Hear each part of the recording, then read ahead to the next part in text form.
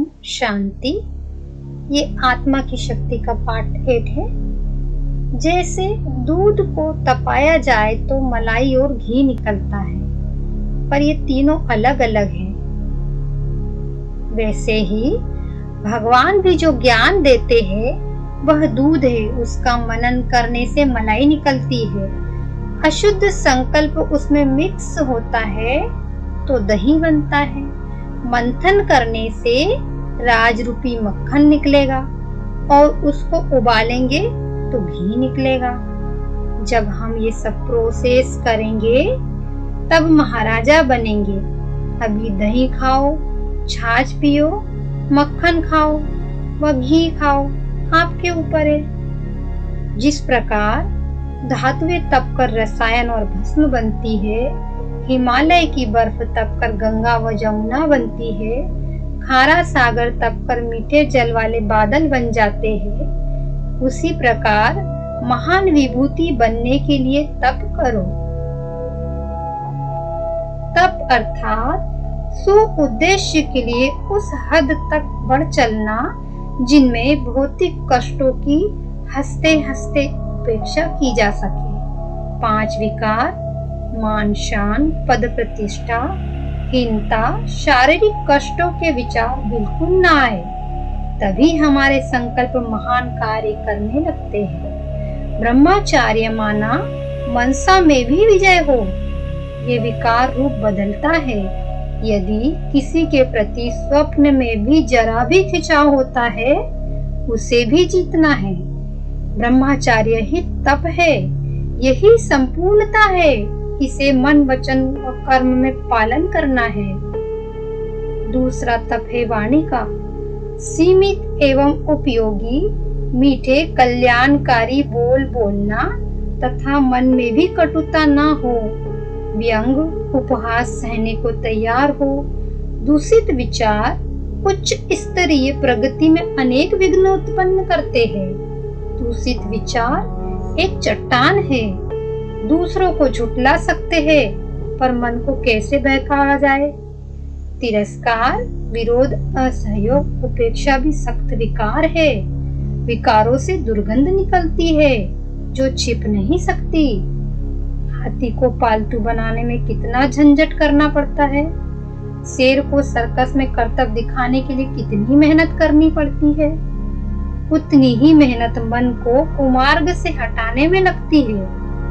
फिर मन बहुत अच्छा बन जाता है। आप जो कहो वही करता है। अच्छा मन, विकारों रहित मन जिसके पास हो, उसे संसार में किसी वस्तु की कमी नहीं रहती। उसे विश्व विजय ही माना जाता है। पार्ट 9, इंद्रिय जीत। सबसे कठिन काम है 5 इंद्रियों को जीतना। इसमें भी जीभ और अपवित्रता को जीतना। ये दोनों इंद्रियां सबको नचाती है। जिसने जीभ का स्वाद जीत लिया, उसने अपवित्रता को भी जीत लिया। क्योंकि अन्न की असर मन पर, मन की असर चित्त पर होती है, जहाँ से विचारों की उत्पत्ति होती है। इन 2 रसों पर भी विजय पानी है। सबसे मुश्किल तप है अपने ही हाथ का बनाया हुआ खाना। हर व्यक्ति की अपनी विचारधारा है, चाहे वह योगी हो, उनके हाथ का खाने का असर होगा। इसलिए अपने हाथ का खाना बहुत बड़ा तप है। बार बार भोजन करना, ज्यादा गपशप करना, ज्यादा गाने सुनना, ज्यादा विपरीत लिंग की संगति में रहना आपका बहुमूल्य समय नष्ट करेगा और इससे ही नेगेटिव विचारों की उत्पत्ति को कम कर सकेंगे। सिर्फ परमात्मा ज्ञान की गहराई में जाओ, योग में दिलचस्पी बढ़ाओ। इससे ही पाप कर्म भस्म होंगे, चक्र चार्ज होंगे, कुंडलिनी सहस्रार तक जाएगी, आत्मा में शक्ति भरेगी, बैटरी चार्ज होगी, अंतमति सुगति हो जाएगी। तो श्री कृष्ण के राज्य में जाने के लायक बनेंगे। और विश्व सेवा में ध्यान लगाए रखो। इस संगम युग पर यही होना चाहिए। जीवन का यही सार है। इसका मतलब यह नहीं कि सब कुछ छोड़कर बस यही करना है, नहीं, सब में बैलेंस रखना है। सब कुछ करते मन और बुद्धि को परमात्मा में लगाए रखना है। बैर भाव से दोष निकालना, चिढ़ाना, निरादर करना, आलोचना करना, बुरा बताना, झूठे किस्से फैलाना, पीठ पीछे निंदा करना, छोटे दोष को बड़ा बताना, शिकायत करना, ये बातें मन की शक्ति को कमजोर करती है। इससे दूर रहना है। मानसिक त्याग के द्वारा आप सारे दुखों से मुक्ति पा सकते हैं। जिसमें सात्विक गुण है वह परिवार में साथ रहते भी योगी है। पार्ट 10।